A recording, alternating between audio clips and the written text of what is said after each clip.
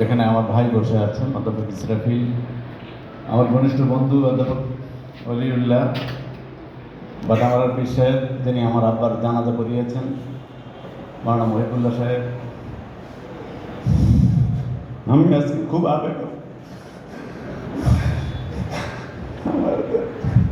আজকের এই অবস্থায় আমার আব্বা আম্মা দেখতে পারবে, কথা বলতে পারছি। সবাইকে ধন্যবাদ জানাচ্ছি।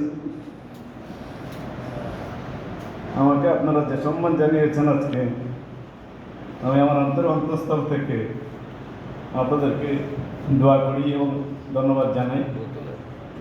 তো আসলে আমার জন্য ব্যাপারটা খুবই আবেগের বিষয়, যে আমি আমার জন্মস্থান, যেখানে আমি বড় হয়েছি, যেখানে আমার বন্ধুবান্ধব আজকে উপস্থিত হয়েছে, সেই মাটিতে আমি আসছি এবং রাষ্ট্রের একটা গুরুত্বপূর্ণ দায়িত্ব পেয়ে আল্লাহর কাছে আমি শুকরিয়া জ্ঞাপন করছি। তো আপনাদের এত ভালোবাসা আমি গতকাল দুপুর থেকে পেয়েছি। আমার জন্য কিছু আলেম গতকাল ইলিশা লঞ্চঘাটে গিয়েছেন এবং গতকাল দুপুর থেকেই আপনাদের বিভিন্ন লোকের বাসায় আমি খাচ্ছি। তো এতটা আন্তরিকতা আমি পেয়েছি যে আমি কি দিয়ে ঋণ পরিশোধ করবো আমি বুঝতে পারছি না। তবে আমি এই চেষ্টা করব যে আমি আপনাদেরকে একটা সততা পুরস্কার দেবো ইনশাআল্লাহ।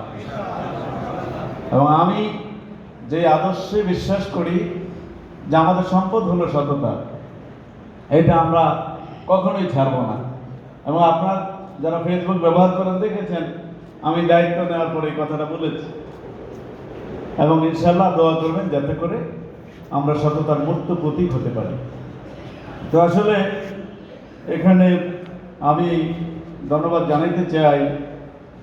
আজ থেকে 4-5 মাস আগেও আমরা কখনো কল্পনা করতে পারিনি যে এত আলেম আমরা একসাথে বসবো এখানে, এবং আমি এত সম্মানিত হব যে ছেলে মেয়েগুলো রক্ত দিল, জীবন দিল, তাদের জন্য আমরা দোয়া করি যাতে আল্লাহ তাআলা তাদেরকে শহীদের মর্যাদা দান করেন।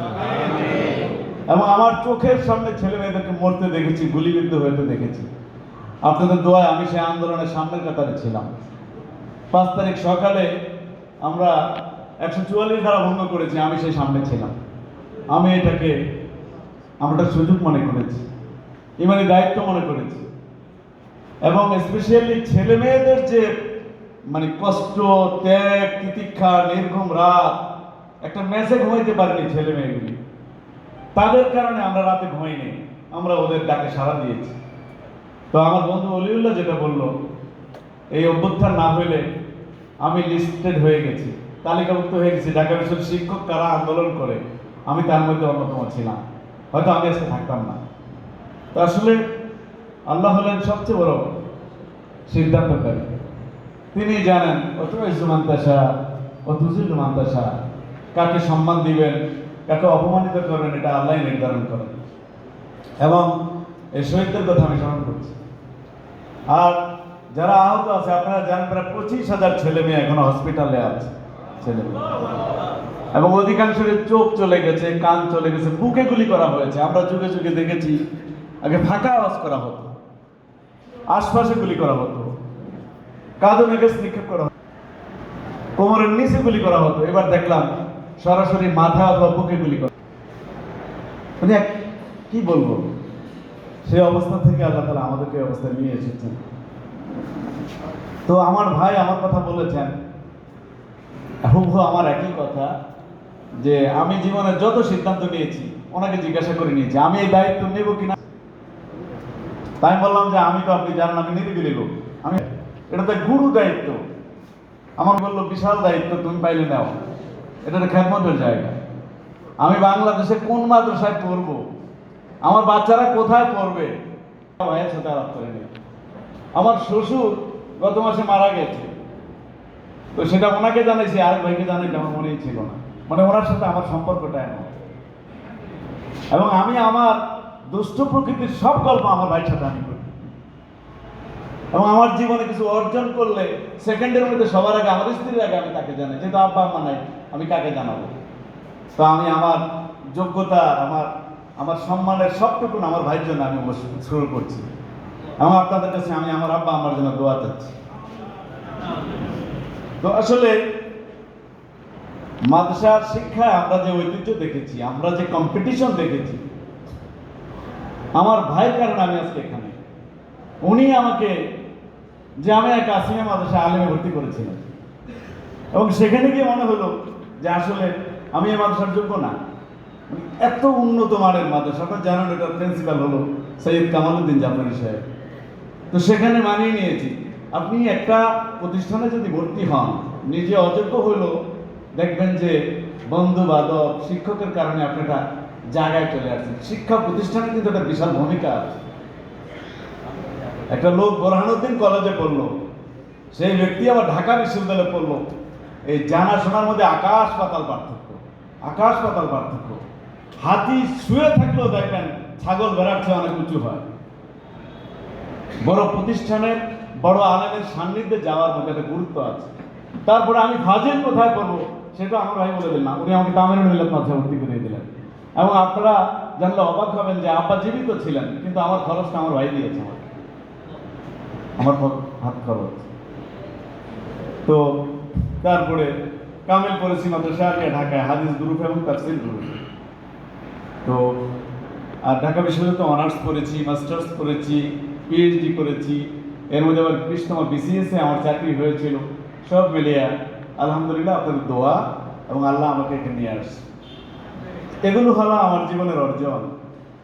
তো অর্জন এসে যায়, কিন্তু এটাকে রক্ষা করা একটা বিরাট চ্যালেঞ্জের বিষয়। সম্মানের সাথে যেতে পারা। এবার দেখেছেন আপনারা যে বিভিন্ন বিশ্ববিদ্যালয়ের শিক্ষকরা দায়িত্ব নিয়েছে, vice chancellor, pro vice chancellor, কোষাধ্যক্ষ হিসাবে অধিকাংশ কিন্তু ভুল নেয়নি। কারণ এত হতাহত আর রক্তের পরে দায়িত্বটা আসছে, তো এই জন্য আমার ভুল নেইনি। বলা থেকেও অনেকে ভুল নিয়ে গেছে, কিন্তু আমি গ্রহণ করি। কারণ এগুলো আমি ভুল নেব, আবার ফেসবুকে দিবে, এগুলো নিয়ে সমালোচনা হবে, এই জন্য আমরা এটা করিনি।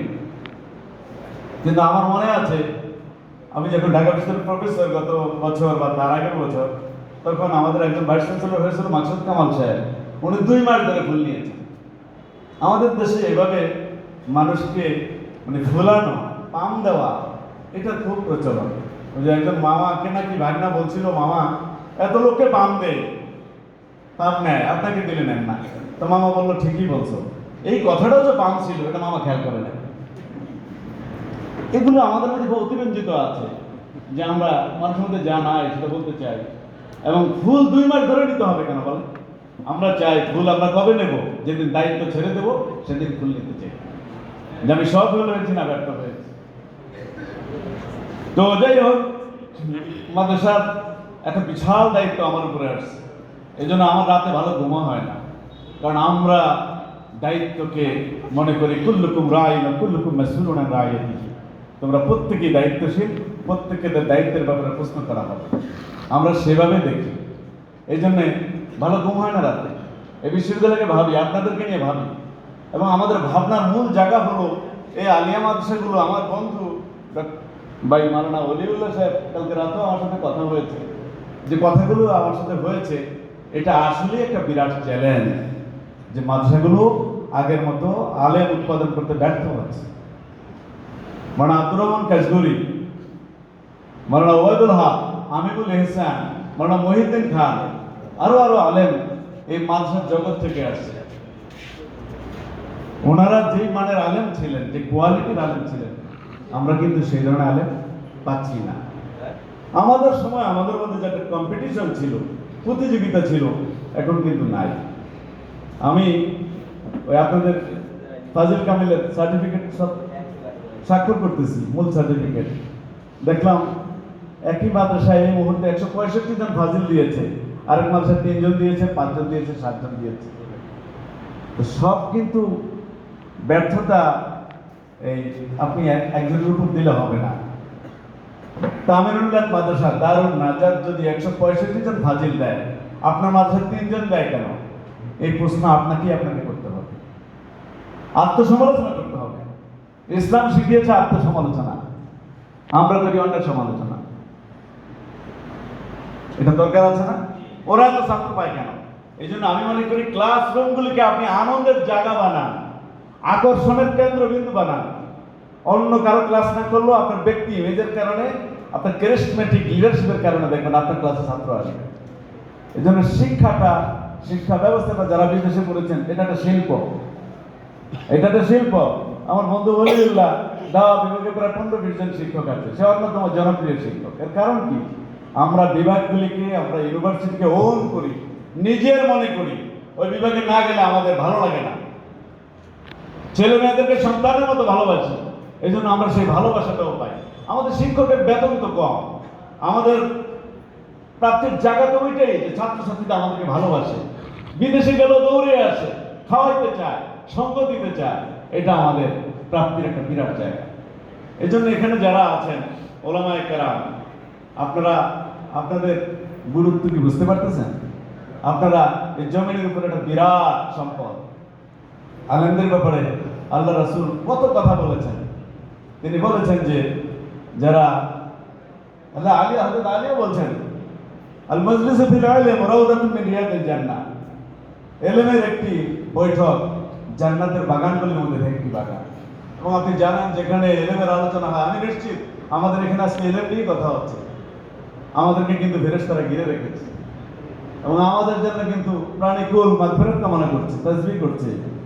ইভেন গর্তের পিপিলিকা এবং সমুদ্রের মাছগুলি পর্যন্ত আমাদের জন্য দোয়া করছে, তাই না? এমন হাদিস আছে না? তো বিধায় আপনারা সে আলেম, আপনারা নিজেদের মূল্য বুঝতে হবে এবং নিজেদেরকে সেভাবে ভূমিকা রাখতে হবে। শুধু ক্লাসে পাঠদান করলে একজন মানুষ হয় না, একজন আলেম হয় না। তাহলে রাসূল বলতেন না বয়স্তু মুআল্লিমা, আবার তিনি পাশাপাশি বলেছেন বয়স্তুলে উতাম্মিমা মাকারিমাল আখলাক, আমাকে শিক্ষক হিসেবে পাঠানো হয়েছে। আবার বলেছেন আমাকে চরিত্রের পূর্ণতা প্রদানের জন্য পাঠানো হয়েছে। বিধায় আপনার কিন্তু দায়িত্ব আছে। শিক্ষক মানে কি ক্লাসে যাবে, বেতন দিবে, এই কি শিক্ষক? না, শিক্ষক সে ব্যক্তি যার থেকে প্রতিনিয়ত শিক্ষা লাভ করা যায়, সে হলো শিক্ষক। আপনারা ওরকম শিক্ষক হন। এবং আমি মনে করি যে আমার আল্লাহর রহমতের পরে, আব্বা আমার দোয়ার পরে, আমার গত 30 বছরের শিক্ষকতায় যে আমি চেষ্টা করেছি নিবেদিত প্রাণ হিসাবে শিক্ষকতা করতে, তার ফলশ্রুতি আল্লাহ আমাকে এ পুরস্কার দিয়েছেন। তা আমরা এটাকে এনজয় করতে চাই না, আমরা এটাকে দায়িত্ব হিসেবে নিয়েছি। আমাদেরকে কিন্তু সমাজ সচেতন হতে হবে, সমাজ সচেতন। ওই যে হযরত ইউসুফের কথা তো আপনারা জানেন যে উনি প্রচুর খুন করেছেন, ওনার হাতে লক্ষ লক্ষ মুসলমানও নিহত হয়েছে, শহীদ হয়েছে। হযরত ইউসুফ এত জালেম ধরনের লোক ছিলেন। তো ওনার কাছে এক ভিক্ষুক গিয়েছিল ভিক্ষা করার জন্য। তো হযরত ইউসুফ বলল, তোমাকে ভিক্ষা দেবো, বলো দেখি যে এই দেশের যে রাষ্ট্রনায়ক আছে হযরত ইউসুফ, সে কেমন লোক। তখনও ভিক্ষুক জানতো না এটাই হযরত ইউসুফ। সে বলল সে তো জালেম, সে সর্বকালের সবচেয়ে বড় জালেম। তখন হযরত ইউসুফ বলল, তুমি যদি জানতা যে হযরত ইউসুফ তোমাকে প্রশ্নটা করতেছে, তাহলে কি জবাব দিতা? তো বললো যে সপ্তাহে 2 দিন আমার মাথায় কোনো কাজ করে না, আজকে তার মধ্যে একদিন। কথা বুঝতে পারছেন? এভাবে আলেমদেরকে বুদ্ধি রাখতে হবে, মানে সব কিতাবে জ্ঞান দিয়ে সবসময় মোকাবেলা করা যাবে না, মাঝে মধ্যে উপস্থিত বুদ্ধিও রাখতে হবে। আরেকটা গল্প শুনিয়ে দিই আপনাদেরকে, অনেকে জানেন হয়তো।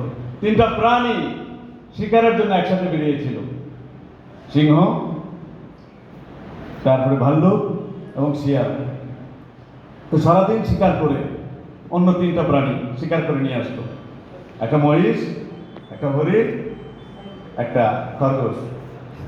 তো আপনি জানেন বনের রাজা সিংহ ভাল্লুককে দায়িত্ব দিল যে তুমি ভাগ করো। তো ভাল্লুক বললো যে খুবই সহজ ভাই, আপনি যেহেতু বড়, আপনি মহিষটা নিয়ে নেন, আমি মেজো, আমি হরিণটা নিয়ে নিই, আর শিয়ালকে আমরা খরগোশটা দিয়ে দিই।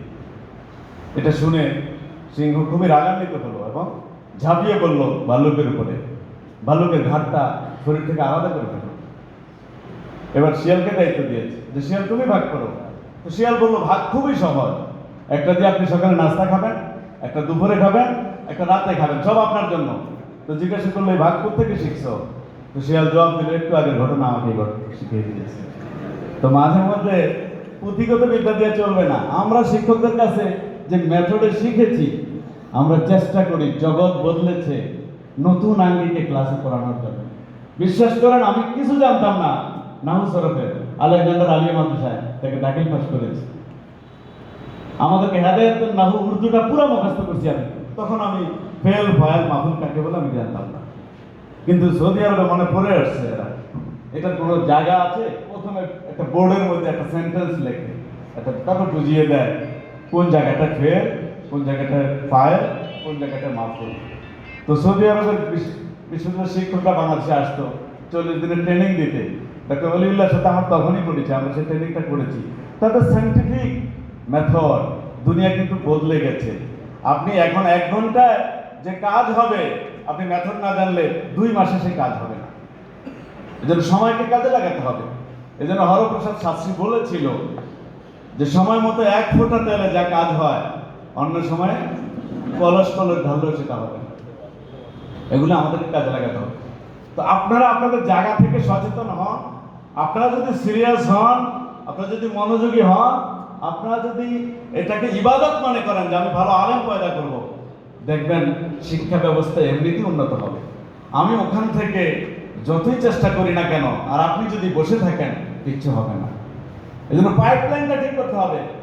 যেখান থেকে ছাত্র ঢুকে তাদেরকে মাদ্রাসামুখী করতে হবে, আকর্ষণের কেন্দ্র কিন্তু বাড়াতে হবে। আমরা ইনশাআল্লাহ আমাদের সততার সাথে আমার টিম নিয়ে, যেটা জিয়াউর রহমান বলেছে, আমরা অবশ্যই চেষ্টা করব। তো আমি ব্যক্তিগতভাবে মাদ্রাসায় করে ঢুকি নাই, আমি, আমার ভাই, আমার অন্য ভাই, আমরা মাদ্রাসায় করে ঢুকি নাই। কিন্তু বিগত 16 বছর প্রচারণার কারণে ভালো ফ্যামিলির ছেলে মেয়েদেরকে কিন্তু বাবা মা মাদ্রাসা দিতে চায় না, মনে করে যে চাকরি হবে না। এবং সত্যি 16 বছরে মাদ্রাসায় পড়েছে একটা ছেলেকেও বিসিএস পাস করতে দেওয়া হয়। আজ থেকে 2-3 বছর আগে জাজ নিয়েছিল, জাজ 39 জন। আমি খবর পাইছি যারা মাদ্রাসায় পড়েছে একজনকে ফাইনালি নিয়োগ দেয় না, আর যারা হিন্দু ছিল একজন বাদ পড়ে। রাষ্ট্র গত 16 বছরে পুরো মাদ্রাসার প্রতিপক্ষ হিসেবে দাঁড়িয়ে গিয়েছে। ইনশাআল্লাহ আমাদের পক্ষের সরকার এসেছে। এখন বিসিএস এ আপনাকে উল্টাপাল্টা প্রশ্ন কেউ করবে না। আমার এক ছাত্রকে প্রশ্ন করছে যে, এই যে ছাত্রীকে, তুমি যে হেজাব পরে আসছো, এটি ইসলামের গুরুত্ব কি? বললো যে হেজাব করা মেয়েদের জন্য ফরজ। তোমার ভাই ভালো লাগবে না, বুঝে ফেলেছি, তুমি যাও। ওরা চাকরি হয় না। এইভাবে কি একটা সরকারি কর্তৃপক্ষ মাদ্রাসার ছেলে মেয়েদের সাথে এক পেশি আচরণ করতে পারে? এই ধরনের আচরণ আমাদের সাথে করা হয়েছে গত 16 বছরে। মনে হলো যে না, আমরা এই দেশে ঘর জামাই থাকি। তো হাজারো ষড়যন্ত্রের পরে আলহামদুলিল্লাহ আমাদের ছেলে মেয়েরা, আপনি জানেন এই আন্দোলনে যারা সবচেয়ে বেশি ভূমিকা রেখেছে ঢাকা বিশ্ববিদ্যালয়ে, তারা অধিকাংশ মাদ্রাসা পড়ুয়া। আমার ইসলামিক স্টাডি যেমন অ্যারাবিকের অধিকাংশ ছেলে মেয়ে আন্দোলনের সামনের কাতারে ছিল, যারা 1-1.5 মাস ঘুমায় নাই, রাতেও ঘুমাইতে পারে। তো আমি আপনাদের কাছে দোয়া চাই। আমি আমার জায়গা থেকে ইনশাআল্লাহ দায়িত্ব পালনের চেষ্টা করব। আপনাদের অভিযোগগুলো আমি জানি।